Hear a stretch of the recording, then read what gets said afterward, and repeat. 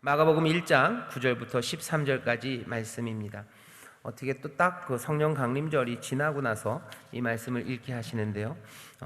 이제 이 성령 강림절 이 현수막도 띌 겁니다. 현수막을 띄면 뒤에 뭐가 나와요?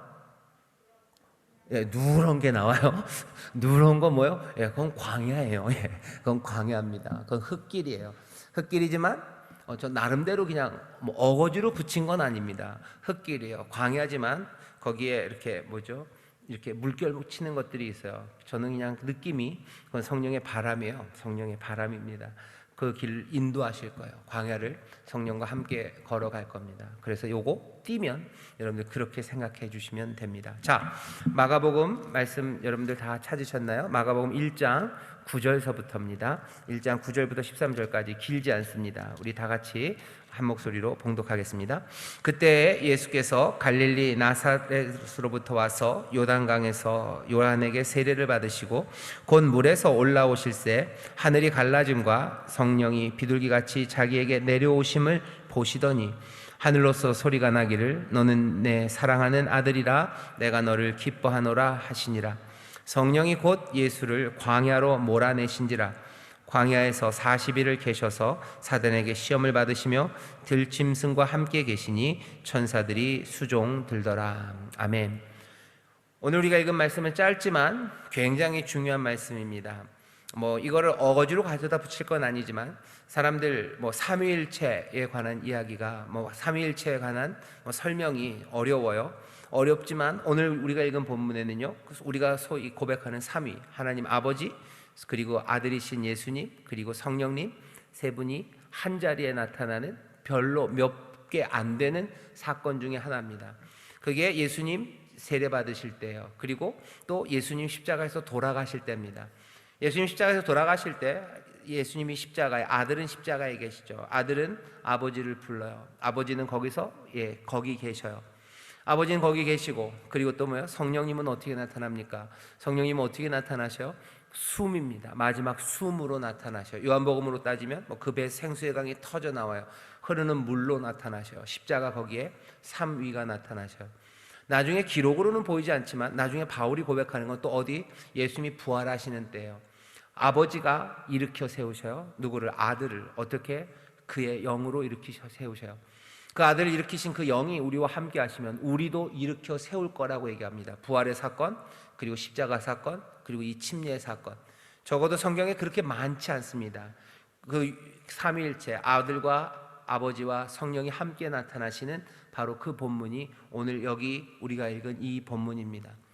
이 본문에 이 사건에 우리도 끼어 들어가야 돼요. 왜? 예수님이 그러기를 바라셔요. 요한복음 17장에 보면 예수님께서 마지막으로 기도하십니다. 마지막으로 기도하실 때 기도의 내용을 가만히 보면요, 저들도 우리와 함께 하게 하소서라고 얘기해요. 저들은 예수님의 제자들이에요. 저들도 우리와 함께. 우리는 누구예요? 성부, 성자, 성령 하나님 안에 우리와 함께예요.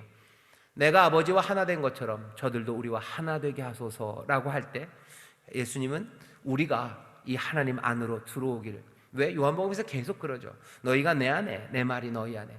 계속 안으로 들어오라고 얘기하십니다. 오늘 마가와 요한이라는 어쩌면 굉장히 떨어진 사건이지만요, 우리가 예수님의 말씀을 그렇게 받아들이고 그 의미가 뭔지를 조금 이해한다면 오늘 여기 이 침례의 자리, 요 사건, 이 요단강, 이 광야, 그곳에 성부, 성자, 성령님 함께 계셔요. 그리고 거리로 우리를 지금 불러들이시는 거예요. 우리는 그곳에 어떻게 끼어들까요? 거기에서 우리의 자리는 뭘까? 거기서 우리가 보는 건 뭐고, 우리가 듣는 건 뭐고, 우리가 걷는 발걸음은 도대체 뭘까? 그것들 생각하시면서 말씀을 읽으시면 됩니다. 하늘은 갈라지고 성령은 내려오셔요. 그리고 말씀은 들립니다. 그게 마가복음 1장 9절부터 13절까지 우리에게 주시는 말씀입니다. 자, 효행복 펴시죠. 138페이지 보시면 거기 첫 번째 단락이 좀 길게 한 10줄, 11줄쯤 있습니다. 같이 읽겠습니다. 시작. 예수님께서 세례를 받고 물에서 올라오시는 순간 하늘이 열리고 하나님의 영이 비둘기같이 예수님 위에 내려오는 것을 보셨습니다. 예수님만이 보셨습니다. 이게 무슨 의미입니까? 이사야 64장 1절에 원컨대 주는 하늘을 가르고 강림하시고 주의 앞에서 산들로 진동하기를 불이 섭을 사르며 불이 물을 끓임 같게 하사 주의 대적으로 주의 이름을 알게 하시며 열방으로 주의 앞에서 떨게 하옵소서라 하였습니다. 또한 비둘기같이 그분 위에 내려오는 성령님은 창세기 1장 2절에 땅이 혼돈하고 공허하며 흑암이 깊음 위에 있고 하나님의 신은 수면에 운행하시니라는 말씀을 상기할 수 있습니다. 이것은 구약적 표현입니다. 성령의 강림은 불과 같이 하늘을 가르시기도 하고 비둘기같이 온화하게 운행하시는 모습을 띄우십니다. 그 두 모습으로 성령이 강림하신 것을 예수님은 보신 것입니다. 거기 잘못 쓴 글자가 하나 있죠. 성령애가 아니고요, 성령이 이렇게 하시면 됩니다. 좀 더 쓰시려면 성령님이 이렇게 하시면 더 좋을 것 같아요. 성령님이 강림하신 것을 예수님은 보신 거예요. 오늘 본문을 하늘이 열린대요. 그리고 비둘기같이 내려온다고 얘기하셔요. 결국은 뭘 알려주려고 하시는 거예요? 성령님이 강림하셨다는 거예요. 하늘이 열립니다. 그리고 우선 위에서부터 비둘기같이 내려오셔요. 이건 구약적인 표현이에요. 하늘이 갈라진다라는 표현들이 있어요. 우리도 수은 최재우 선생 그 천지 개벽 얘기를 좀 합니다. 그게 기독교 영향을 분명히 받았어요. 증산도 이쪽 얘기입니다.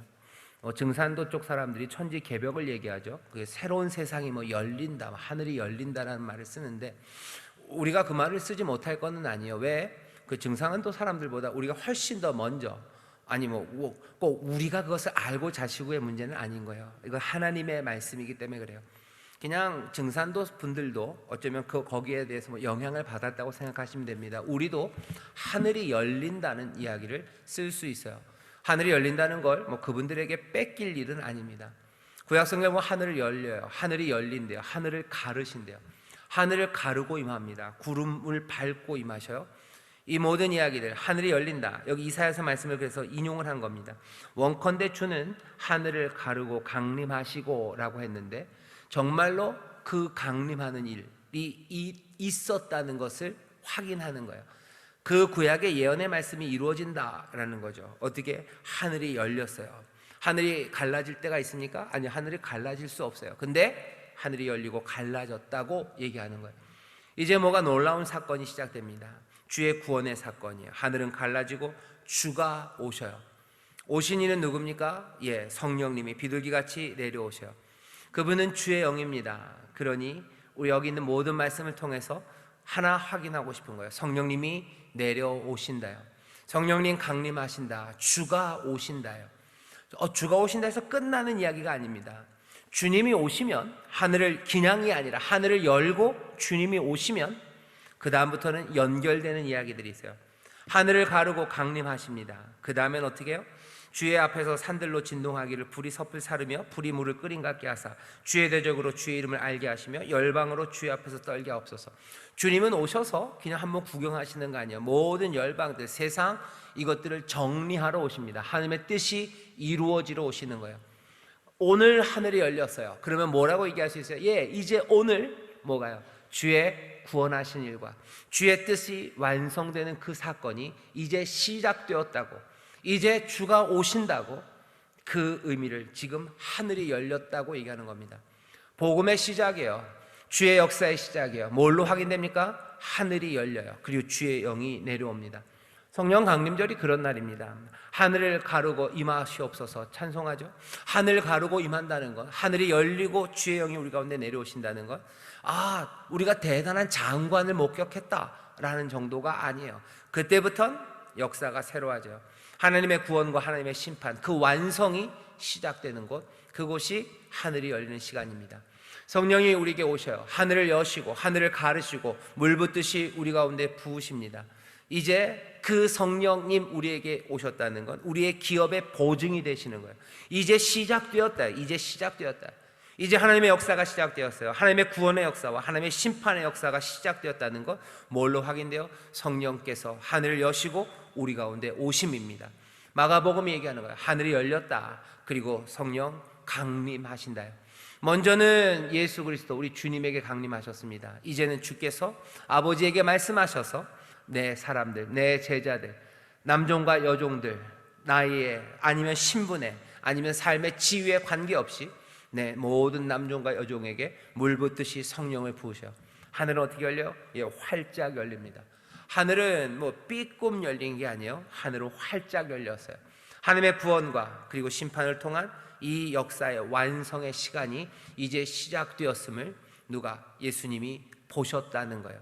다른 사람은 못 봤습니다. 적어도 마가복음에서는 자기에게 내려오심을 보시더니 라고 얘기하셔요.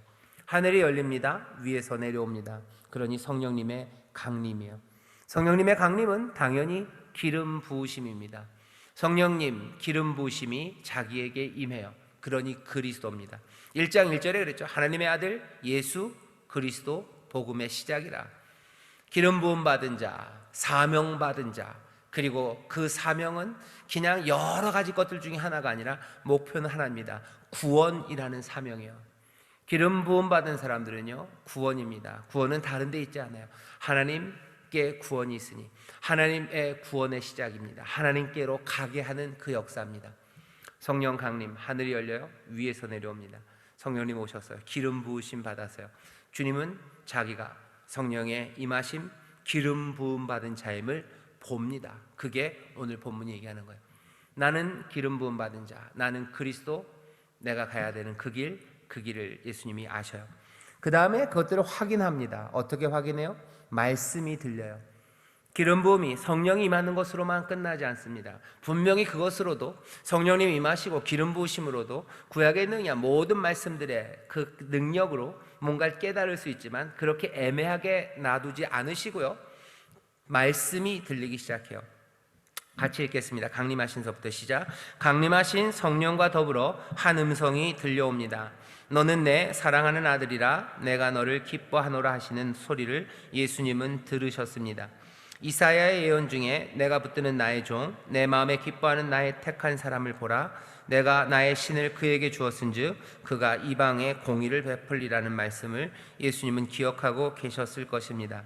하나님께서 붙드시는 종, 하나님께서 기뻐하시는 택한 사람은 외치지 아니하며 목소리를 높이지 아니하며 그 소리로 거리에 들리게 아니하며 상한 갈대를 꺾지 아니하며 꺼져가는 등불을 끄지 아니하고 진리로 공의를 베풀 것이며 그는 쇠하지 아니하며 낙담하지 아니하고 세상에 공의를 세우기에 이르리니 섬들이 그 교훈을 앙망하리라 하는 예언과 일치합니다. 하늘이 갈라지고 성령께서 비둘기와 같이 강림하시며 하늘로부터 들려오는 음성은 예수님께서 구원자로서의 사명을 확신하시는 순간이셨을 것입니다. 계속 읽겠습니다. 겸손하게 고난받는 깨어짐과 온유함으로 주어진 사명을 이루셔야 함을 예수님은 확신하십니다. 인간의 역사 가운데서 구원의 일이 시작되는 그곳에 성부, 성자, 성령님이 함께 하십니다. 아멘. 거기서 들려지는 말씀은 아주 짧고 간단했어요. 뭐라고 되어 있습니까? 하늘로서 소리가 나기를 11절입니다. 너는 내 사랑하는 아들이라 내가 너를 기뻐한다 라는 말씀이 들렸대요. 예수님은 그 말씀이 들렸을 때 당연히 이사야서에 있는 예언의 말씀들을 생각할 수밖에 없습니다. 이사야서에 있었던 아까 42장 1절이죠. 내가 붙드는 나의 종, 내 마음에 기뻐하는 나의 택한 사람을 보라. 내가 나의 신을 그에게 주었은즉, 여호와의 신이 임하죠. 그죠? 하늘이 열리고 여호와의 신이 임합니다. 성령이 비둘기같이 임해요.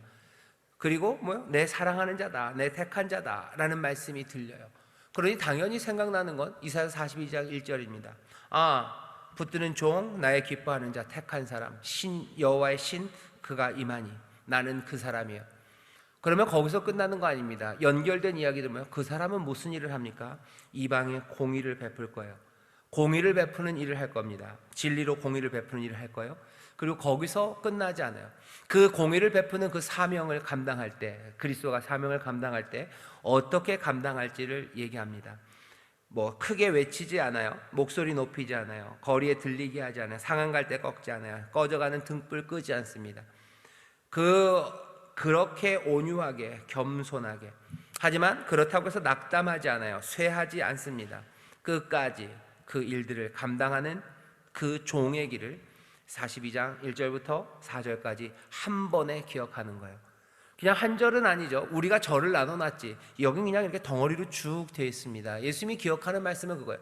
하나님 택하시는 자, 하나님이 택한 자, 사랑하는 자, 기름 부음 받은 자, 그 신을 부은 사람, 그 사람은 어떻게 살 거예요? 이방에 공의를 베풀 거예요. 이 사람은 그 일을 온유함으로 할 거예요. 그 가운데도 낙심하지 않을 거예요. 끝까지 그 일을 할 거예요.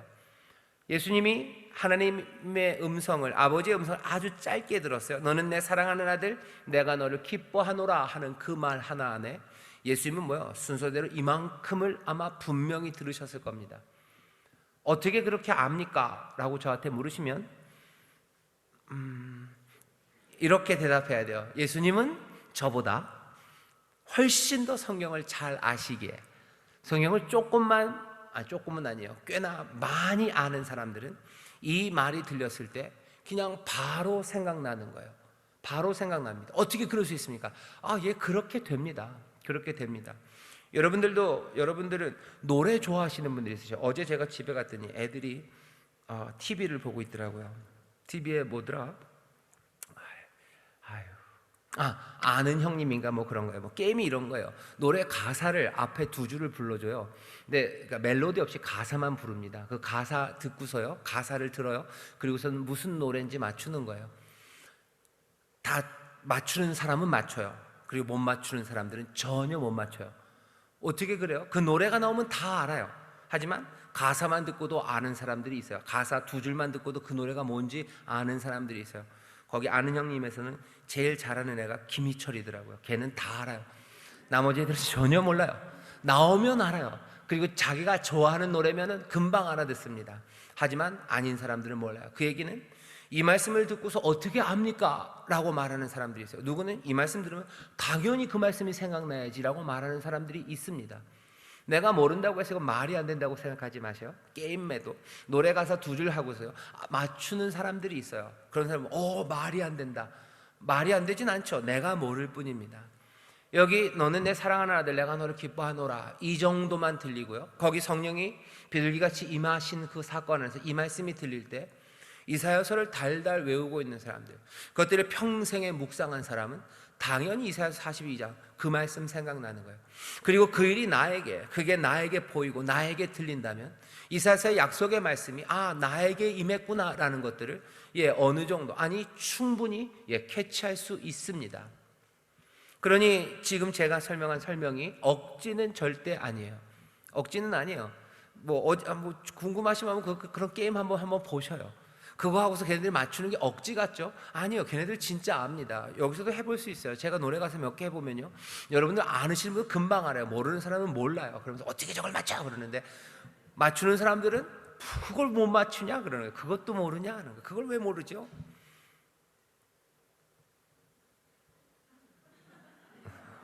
여러분들 시험해 볼 뻔했어요. 네. 그런 것처럼 예수님이 이 말씀을 읽을 때 깨달아 마신 건 뭐예요? 두 말 들은 거예요. 너는 내 사랑하는 아들이다, 이 얘기를 듣고 내 기뻐하는 자다라는 말을 들었을 때 바로 생각나는 이사야 말씀들이야. 넌 나의 종이다요. 나의 종이다 그러면 종은 뭐 하는 겁니까? 라고 물을 필요 없어요. 왜? 이미 그 종은 어떻게 살아가는 건지 이사야서에서 이미 말씀해 놨어요. 또 들어야 되는 거 아닙니까? 아니요, 이미 얘기하셨어요. 그것 깨달았을 때 이건 뭐다라는 걸 알아요. 예수님 아십니다. 뭘 아셔요? 해야 할 사명을 아셔요. 그리고 사명을 감당해야 되는 길이 무슨 길인지 알아요. 왜? 이사야 42장에 이미 얘기했어요. 크게 소리치지 않을 거예요. 상한 갈 때 꺾지 않을 거예요. 등불을 꺾지 않을 거예요. 등불 그거 끄지 않으실 거예요. 진리로 공의를 가르치실 거예요. 모든 이방에게 그 의를 가르치실 거예요. 그것 해야 되는 일이에요. 그리고 그 일을 하면서 낙심하지 않을 거예요. 낙담하지 않을 거예요. 쇠하지 않을 거예요. 해야 될 일과 그리고 어떻게 해야 될지를 여기에서 다 듣습니다. 그리고 내가 누군지, 그리고 내가 해야 될 일이 무엇인지 예수님은 이 침례 받으시는, 세례 받으신 이 자리에서 확신하시는 거예요. 그게 오늘 사건이, 여기 짧은 말씀이 우리에게 전하는 바입니다. 어떻게 갈 거예요? 겸손으로 그 일 감당할 거예요. 고난 가운데도 그 일 감당할 거예요. 그 모든 일을 하는 가운데서 사랑, 온유를 잃지 않으면서 그 길을 감당하실 겁니다. 예수님은 정말로 이렇게 하십니까? 이날 침례 받으며 자기에게 임하신 성령과 자기에 들려진 그 말씀이에요. 기름 부으심, 임하신 성령과 그리고 들려지는 말씀, 그 말씀으로 이 이후의 삶, 어쩌면 그 파란만장하고 그 위대하고 어쩌면 눈물 나는 그 삶을요, 예수님은 그대로 걸어가시는 거예요. 겸손하게, 그리고 고난 가운데도 온유와 사랑을 잃지 않고 그 길을 갑니다. 왜? 그게 내가 해야 될 사명이고 그 사명을 감당하는 방법이기 때문에 그래요. 구원을 폭력으로 이룰 것 아니에요. 큰 목소리로 이룰 것 아니에요. 그렇다고 해서 내가 그 고난 가운데 낙심하고 그냥 쓰러져 가는 것도 아니에요. 낙담하지 않습니다. 쇠하지 않습니다. 끝까지 온유함으로 그 길을, 그 사명을 감당해 나가는, 그게 내 운명이요, 내 사명이요, 나는 그렇게 부름받은, 나는 그리스도, 나 하나님의 아들이라는 것을 어디? 그 침례받는 그 자리에서 그냥 몽땅 다 받으신 거예요. 몽땅 다 받으십니다. 오늘 그 이야기 앞에 우리가 함께 서 있는 겁니다. 오늘 여기에서 있는 얘기는 아니지만, 그래서 가외로 우리 구역장님들에게 얘기하고 싶어요. 말씀을 배우고 암송하는 중요성입니다. 말씀이 내 삶에 적용되게 해요. 말씀이 내 삶에 이사야서 어떤 사건 하나가 생겨요. 어떤 사건 하나, 나에게 깨닫게 하시는 말씀 하나.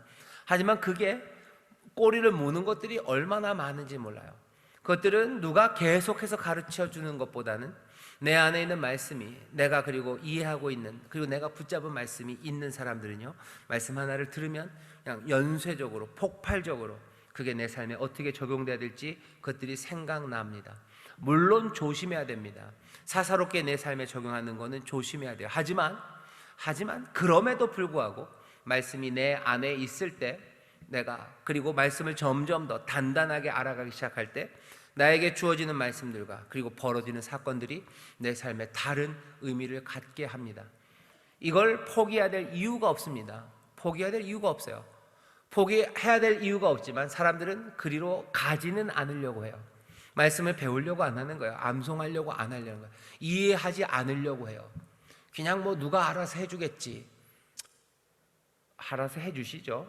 알아서 해주시죠. 하지만 내 삶이 더 단단하고 더 기쁨으로 충만하고, 그리고 더 감격에 찬 삶을 살기 위해서는 이 말씀을 배우고 암송하고 내가 내 마음에 잘 쟁겨놓는 일이 정말 필요합니다. 그래야 신앙이 즐거워요. 그래야 삶이 행복합니다. 이건 뭐랑 비슷하냐면요, 이러면 좀 너무한가요? 뭐랑 비슷하냐면 이런 거예요.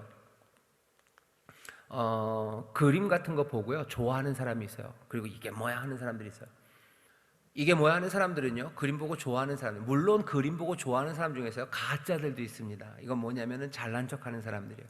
사실은 뭔지도 몰라요. 그러면서도 좋다고 하는 사람들이 있어요. 그리고 그런 것들을 만족시키는 그림들도 있어요. 그런 걸 키치라고 그러고요. 말도 안 되는, 예술도 아닌데 예술이라고 우기는 사람들, 알지도 못하면서 좋아한다고 말하는 사람들, 그렇게 가짜도 있지만 사실은 진짜가 있음을 의심할 필요는 없습니다. 정말로 그림을 보면서 눈물을 주르르르르 흘리는 사람들이 있어요. 정말로 좋은 음악을 들으면서 감격하는 사람들이 있어요. 어떻게 그렇게 됩니까? 다른 건 아니에요. 그냥 그림들, 그리고 그 음악들, 거기에 대해서 꼭 무슨 어디 가서 공부한 건 아니지만요, 그게 뭔지를 아는 사람들이에요. 꼭 그리로 가야 됩니까? 그것 말고도 다른 것 있다면 다른 것 좋아하시면 돼요. 하지만 말씀의 이야기는 조금 달라요. 하나님의 말씀은 우리 안에 점점 더 쌓여지고, 또 말씀이 우리 안에서 적어도 암송되고, 그 말씀이 뭔지 분명히 하나씩 깨달아가는 게 우리 안에 있기 시작하면, 담겨지면요, 그 다음부터 나에게 오시는 말씀들, 그리고 나에게 들려지는 주님의 음성들, 그리고 벌어지는 사건들이요, 내 삶에 훨씬 더 큰 감격과 기쁨으로 옵니다. 이것에 오지 않을 이유가 없어요.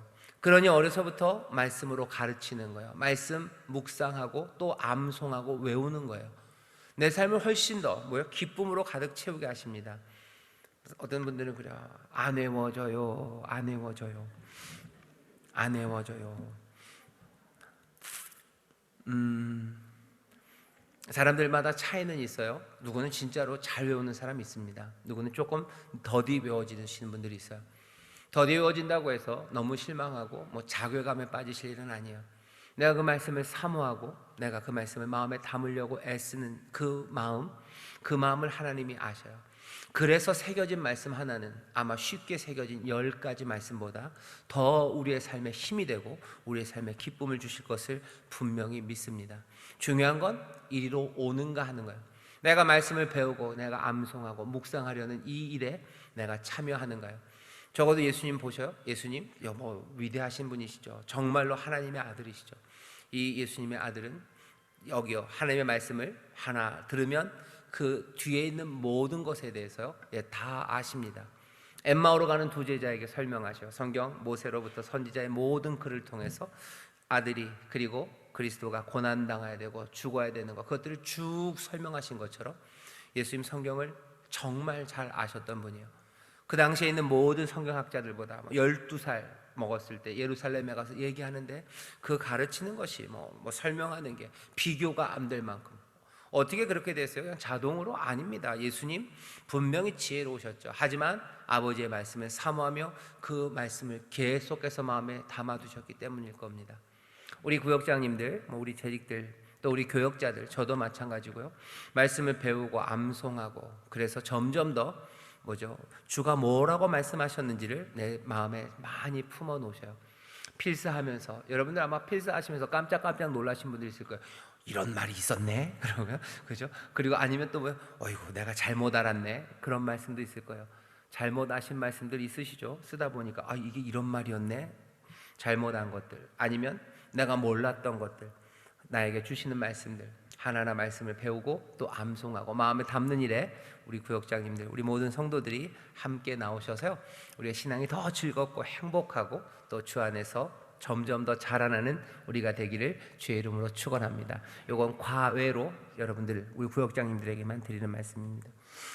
세 번째는요, 그렇게 침례받으신 예수님을 성령님이 이끄셔요. 성령에 이끌려 걸으십니다. 그 다음 단락 세례 후에부터 같이 읽겠습니다. 시작. 세례 후 곧바로 성령님께서 예수님을 광야로 몰아내셨다고 마가는 말합니다. 예수님은 홀로 광야에서 외로이 40일 동안 밤낮으로 사탄에게 시험을 받으셨습니다. 먼지나고 척박한 광야에 계시는 예수님은 들짐승들이 함께 있었고 천사들이 그분을 도왔습니다. 마가는 예수님의 광야 40일 사역을 자세히 서술하지는 않았지만 들짐승들과 함께 있었다는 것 자체에 승리하심을 표현한 것으로 해석됩니다. 많은 들짐승들이 그분 앞에서 온유하여졌고 천사들이 수종했습니다.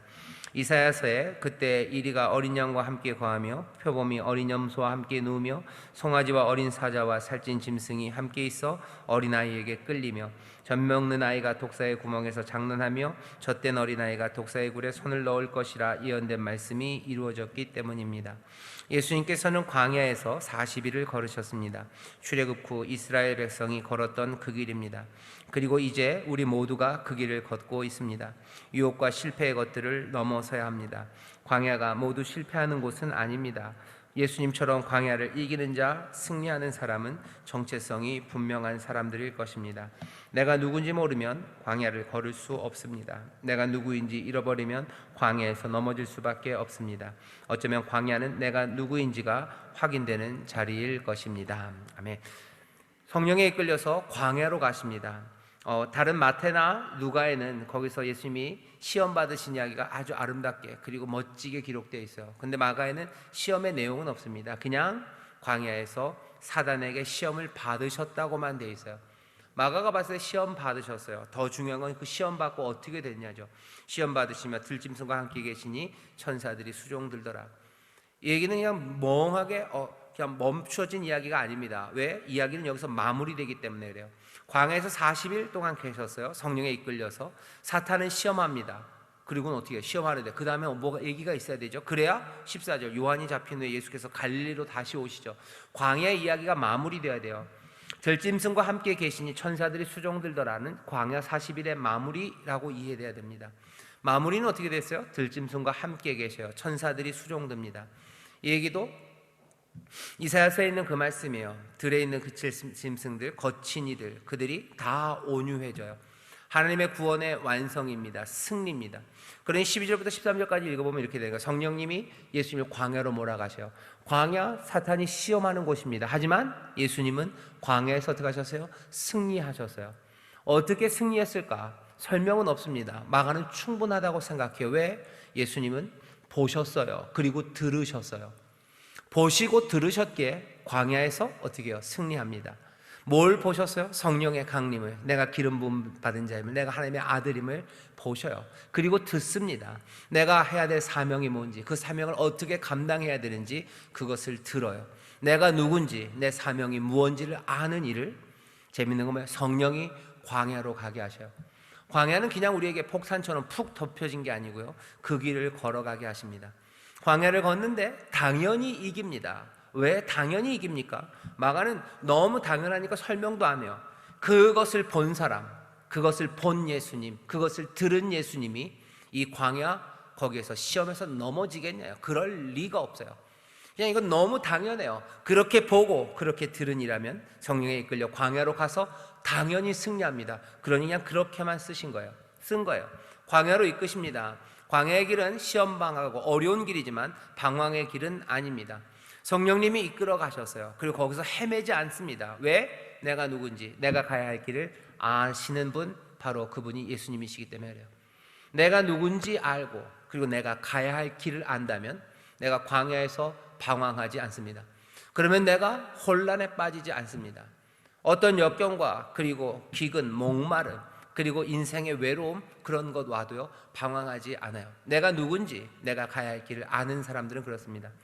세상의 사람들은 시련이 오면요 방황합니다. 왜? 내가 누군지 모르기 때문에 그래요. 내가 가야 할 길이 어딘지 모르기 때문에 그래요. 아니, 사람들은 시련이 아니어도요 그냥 편안한 가운데도 방황합니다. 왜? 내가 누군지 몰라요. 내가 가야 할 그 길을 모르기 때문에 그래요. 여기 이 요단에서 그리고 광야에서 일어난 일들을 보셔요. 거기 하나님, 성부 하나님, 성자 하나님, 그리고 성령 하나님이 계셔요. 그리고 펼쳐지는 일은 뭡니까? 그 성령의 충만하심을 받은 아들이 광야를 걷기 시작합니다. 방황의 길이 아니에요. 승리의 길로 걷습니다. 내 삶을 아까 처음에 시작에 그랬죠. 여기 성부, 성자, 성령 하나님이 요단 그리고 그 광야에 계셔요. 이 이야기 안으로 우리가 쓱 들어가 보면 우리는 어디에 있을 것 같으세요? 우리가 성자 하나님, 예수님과 비슷한 자리에 갑니다. 우리가 성부 하나님의 위치로 가기는 말도 안 돼요. 우리가 성령님의 일을 하는 것도 아니에요. 성령은 우리를 도우셔요. 우리는 누구와? 주님, 아들은 우리와 함께 되셨어요. 그러니 우리도 아들과 함께 됩니다. 우리가 만나는 자리는 어디요? 그 아들의 자리에서 만날 때가 훨씬 많습니다. 아들을 성령이 도우시고 함께 하시는 것처럼, 그 아들이 우리와 함께 하신 것처럼 우리가 아들과 함께 하면서, 그러니 또 성령과 함께 하면서, 그러니 또 아버지와 함께 하면서 살아가요. 매개점은 어디서 생겨요? 그 아들의 삶에서 생깁니다. 이건 그냥 상상의 이야기가 아니에요. 아들이신 예수 그리스도가 우리에게 주신 말씀도 그렇게 들려요. 그렇게 들립니다. 너 이제 그리스도의 대사예요. 내 일을 너에게 맡긴다요. 내게로 와라요. 내게로 와라. 그러니 이렇게 주께로 와서 주와 함께 된 사람들은 뭐라고 고백해요? 이제는 내가 사는 것 아니고 이제 내 안에 누가? 그리스도가 사신 것이다 라고 얘기합니다. 아들의 삶, 거기 안에서 우리의 삶이 보여요. 아들은 어떻게 삽니까?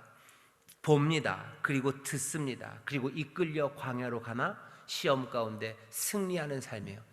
내 삶, 여러분들의 삶도 아들의 삶, 그 안에서 하나님 안에 들어가요. 그 모든 보고 듣고 그리고 이끌려가고 시험 가운데 승리하는 건 몽땅 다 지금 어디 안에서? 주 안에서 이루어지는 일이에요.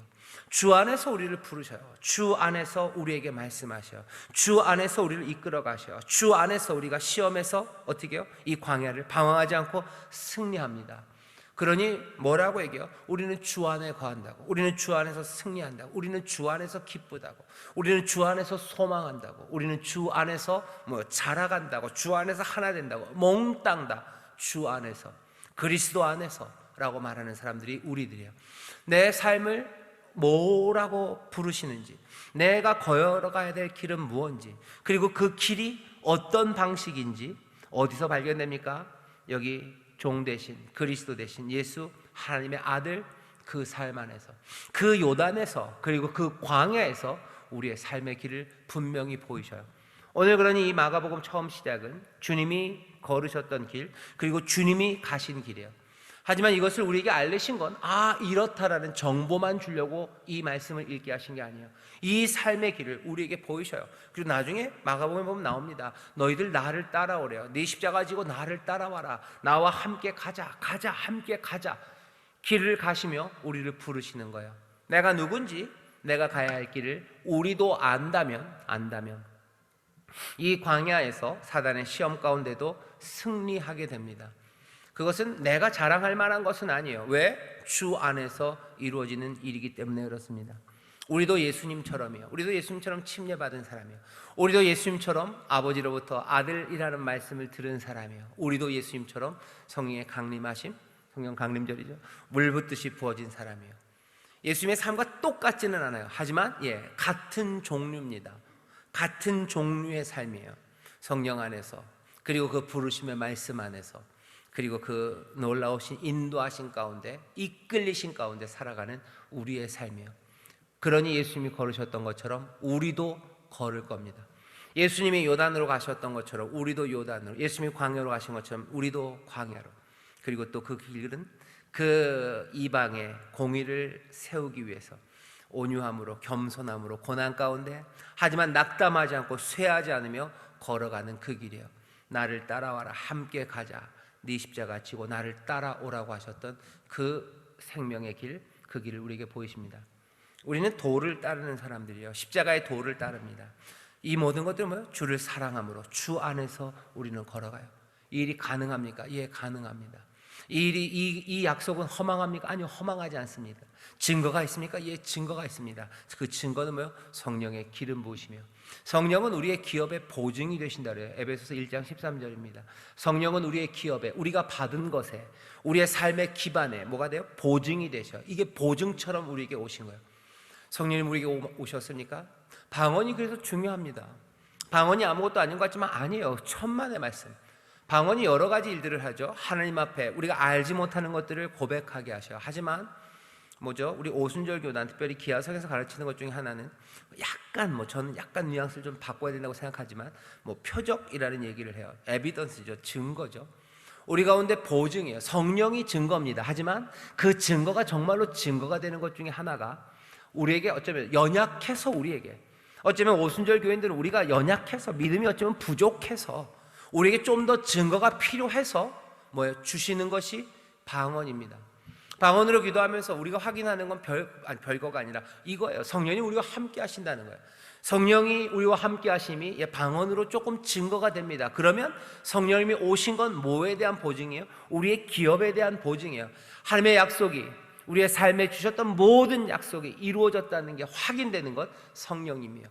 성령이 임하십니까? 오늘도 마찬가지죠. 성령님 강림하십니다. 그러면 뭐가? 여기 오늘 우리가 들은 말씀이요, 예수님이 이사야의 말씀이 쭉 들어오시듯이 우리에게는 이사야의 말씀뿐만 아니라 마가복음 이 말씀까지 쭉 들어오는 거예요. 성령님이 우리가 강림하셔요. 비둘기처럼 임하셔요. 하늘 가르고 뜨겁게 임하십니까? 그렇게 임하신 성령의 충만함과 방언하며 하나님의 그 성령의 은혜와 능력 그 가운데 있으면 그 다음에 이 이야기들이 같이 쭉 오는 거예요. 누구에게 임합니까? 그리스도 기름 부음 받은 자들에게 임해요. 하나님의 아들에게 임해요. 기뻐하시는 자들에게 임해요. 그 사람들은 이방에, 이 세상에 하나님의 의를 세울 사람들이에요. 온유함으로 갈 겁니다. 고난과 역경 가운데도 낙심하지 않습니다. 쇠하지 않습니다. 끝까지 그 길을 걸어가요. 그들이 걸어가는 광야는 던져진 것 아니고 이끌려가는 곳이요, 시험과 역경이 있으나 끝내 들짐승들과 함께하고 천사들이 수종드는 승리의 자리, 하나님의 구원의 역사가 이루어진다는 것. 어디요? 성령의 충만하심과 그 방언하는 가운데 이 모든 것들이 그냥 한 번에 훅 다 끌려오는 거예요. 이야기는 같이 옵니다. 이렇게 복잡합니까? 방언 한번 하고서 난 그걸 다 해야 됩니까? 알려드릴게요. 말로 설명해서 길지요. 이건 방언하고 거기서 감격하는 가운데요, 이 모든 것들이 한 번에 쭉 오는 거예요. 여러분들 축구 좋아하시나요? 무회전 킥 하실 줄 아시나요?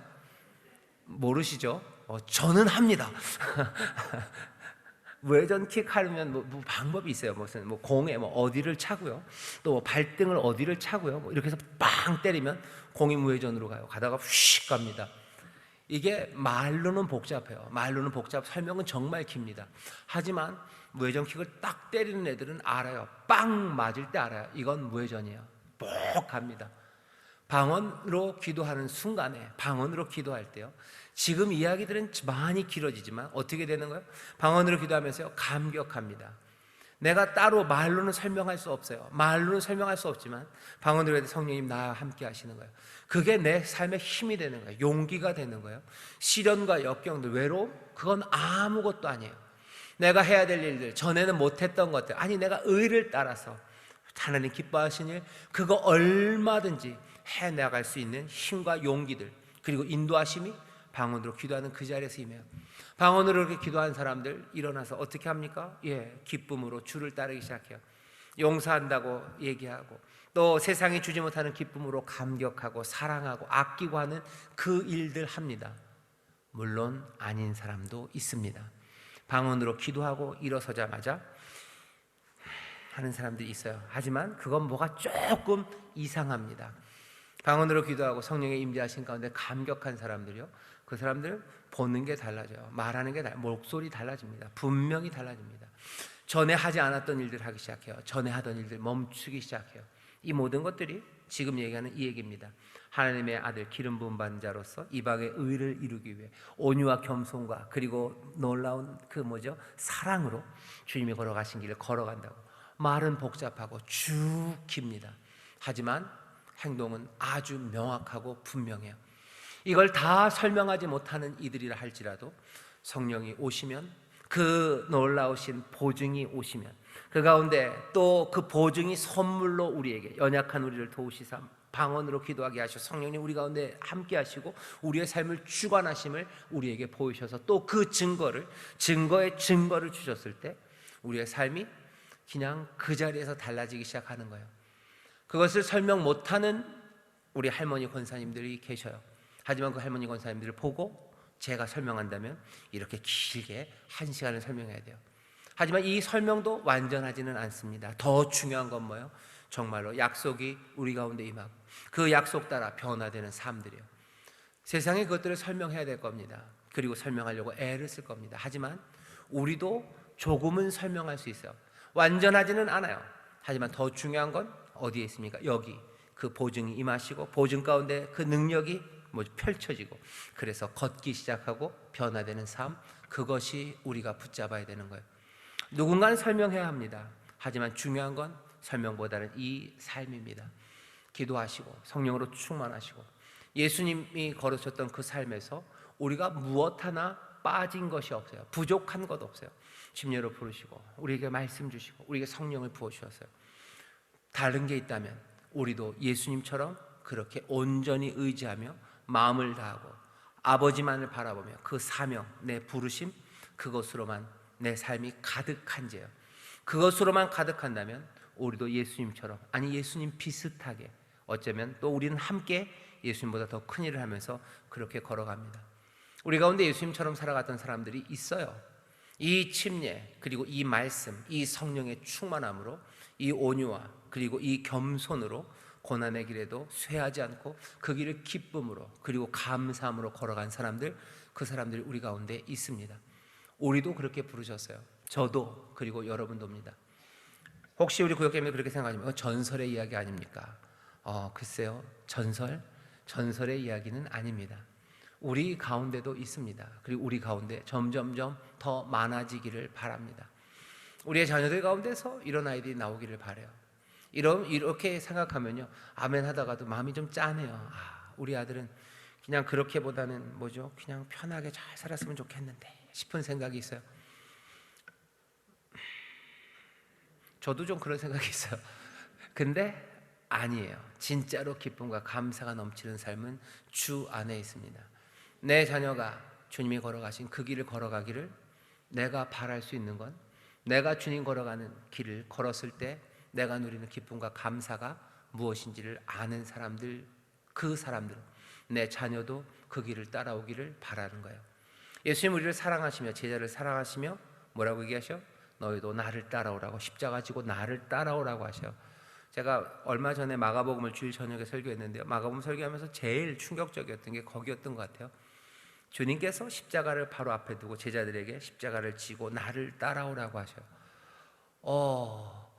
내가 우리 애들한테는 그러지 않을 것 같아요. 고생은 내가 할 테니까 좋은 건 네가 먹어라 할 것 같은데, 예수님도 똑같으실 것 같아요. 가장 좋은 걸 주셨을 것 같아요. 가장 좋은 거, 십자가를 지는 게 가장 좋은 거예요. 왜? 자기가 지러 그 길을 가보시니 아시는 거예요. 이 길이 가장 복된 길이에요. 이 길이 가장 기쁜 길이에요. 그러니 너희도 그 길을 따라오라고 말씀하셨구나 하는 생각이 마가복음 설교하면서 제일 충격적이었어요. 라고 생각했던 그 자리입니다. 우리도 예수님처럼 모든 것들을 다 받았어요. 복된 길로 부르시는 겁니다. 이것이 복된 길, 그리고 기쁨의 길임을 고개를 끄덕이고 또 뭐죠? 기쁨으로 영접하기 시작하는 사람들, 그 사람들이 예수님께 더 가까이, 그리고 진리 앞에 더 가까이, 그리고 또 하나님이 원하시는 그 충만한 삶에 더 가까이 간 사람들인 줄 믿습니다. 마지막 단락 같이 읽어보시죠. 하늘은 열리고 하나님의 영은 이제 수면에 운행하십니다. 새 일이 시작되는 것입니다. 그 일을 위해 성령님께서 나를 부르셨다는 확신을 붙잡으십시오. 그리고 광야로 예수님처럼 걸어가는 것입니다. 내가 누구인지 확신이 있다면 시험을 이기는 자가 되고 광야의 들짐승들이 나를 보호하며 천사들이 우리를 도와줄 것입니다. 아멘. 우리 한 걸음 내딛기 같이 읽어볼까요? 예수님은 자신이 누구인지, 자신이 걸어야 할 길이 무엇인지 분명히 확인하셨습니다. 우리를 하나님의 자녀라고 하시는데 대체 나는 누구입니까? 하나님의 자녀로서 내가 걸어야 할 길은 무엇입니까? 자신의 사명을 이야기해 봅시다. 그리고 두 번째, 한 걸음 내딛기 두 번째 읽어볼까요? 나는 성령님께 이끌려 살고 있습니까? 성령님의 이끄시는 역사를 체험한 것을 나누어 봅시다. 성령이 이끄시는 삶, 내가 하나님의 자녀임을 확신하는 삶, 그리고 나를 부르심 사명에 대하여 분명한 뭐죠? 확신이 있는 사람들, 그 사람들이 방황하지 않습니다. 하나님의 자녀로 부르셨어요. 또 그리스도의 제자들로 부르셨어요. 그리고 이 땅에 복이 되라고, 그리고 복을 나눠줄 사람들로 부르셨어요. 의를 따라 걸으라고 부르셨어요. 주님 따라 오라고 우리를 부르셨어요. 내가 걸어가야 될 그 길을 분명히 아시고 여러분들 걸어가기 시작할 때 그때 방황하지 않고 기쁨과 은혜가 가득하게 될 줄 믿습니다.